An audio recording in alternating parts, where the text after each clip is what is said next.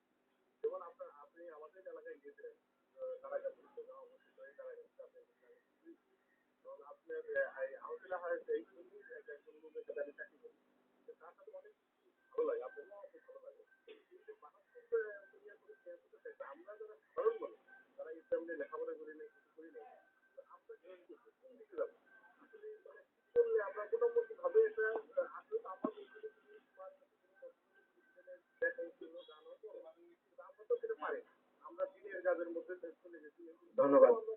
আপনার প্রশ্ন আমি বুঝতে পেরেছি। মোটামুটি আমি আপনার অনেকগুলো কথা তো আমি পুরোটা সব বুঝে উঠতে পারিনি। প্রথম যেটা বুঝেছি, এক নম্বর যেটা আমাদের মাঝে অনেক রোগ আছে যেটাকে আমরা এই গ্রাম্য ভাষায় সূচিবাই বলি।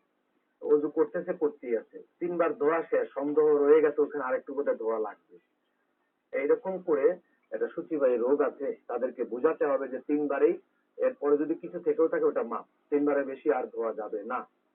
তারপরে মাকে ওষুধ খাওয়াতে গিয়ে, মাকে সুস্থ রাখতে গিয়ে মার সাথে একটু কড়াকড়ি যদি করতে হয়, হ্যাঁ, কড়াকড়িটাও সংযত ভাবে করতে হবে। মা মনে আঘাত পাবে, ব্যথা পাবে, এমনটা যেন না হয়। যত আপনি করেন আপনাকে সংযত হয়ে করতেই হবে। বেয়াদবি করে মার সাথে কোনো কিছু করা যাবে না। ওষুধ খাওয়াতে হলে খেতে চাচ্ছেন না, ইঞ্জেকশন দিতে চাচ্ছেন না, সেক্ষেত্রে কয়েকজন ভালো করে ধরে মাকে ইঞ্জেকশন দেওয়া গেল, সেটা অন্য জিনিস। সেটাকেও বিনয়ের সাথে মার খেদমত করতে গিয়ে আল্লাহর কাছে ক্ষমা চেয়ে নিতে হবে। তারপরে যেটা বা ৭৩ দল, আমার উম্মত হুজুর বলেছেন ৭৩ দল, আমরা কোন দিকে যাব? একটা ছোট্ট বিরতি আমাদের সামনে এসে গেছে, বিরতির পরে ফিরে এসে এই ব্যাপারটা নিয়ে কথা বলবো।